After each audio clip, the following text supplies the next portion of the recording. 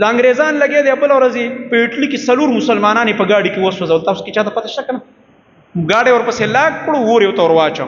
اوس انګریزان منتظر اخی چې بچو حقوق او پلان یار ته آرام کینا. زمونږ په دین کې د پيو د ماشومان حقونه محفوظ دي. زمونږ داسې دین دی الحمدلله. زمونږ په دین کې د سپي او د پیشو حق شته دی. زمونږ په دین کې د میګانو حق شته دی.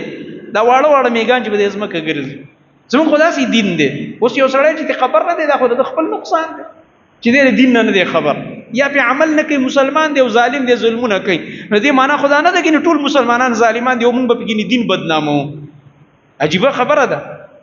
د مغرب یو ناشنا فلسفه ده منافقت دی.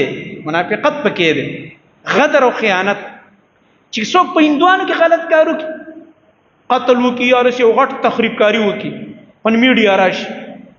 د انګریزان لګي دی بل ورځي په اټلی کې سلور مسلمانان په گاډي کې وسوځول. تاسو کې چاته پته شته کنه؟ گاډي ورپسې لاګ کړو ور یو تور واچو. سلور مسلمانان و درې پکې پاکستانیان یو افغاني ورو پس دغه سلور ونه مسلمانان زمون ګورونه پتن نګاډي کې وسوځول. دا یو کس دا کار وکړ د ظلم.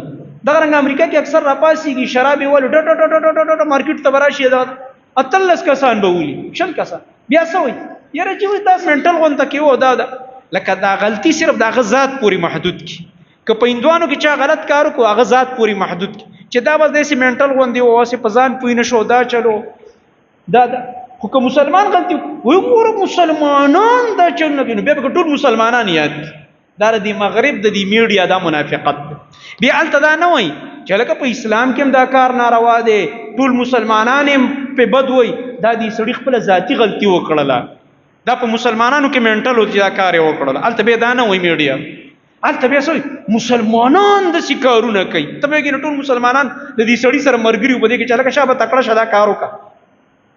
دا یو ناشنا یو منافقت او یو دوکا هغه د عام انسانيت لور کول کی. زمون دین الحمدلله دا د حقوق دین دی. په دې کې نه په جبا او نه په لاس دوانو باندې ضرر حرام دی چاته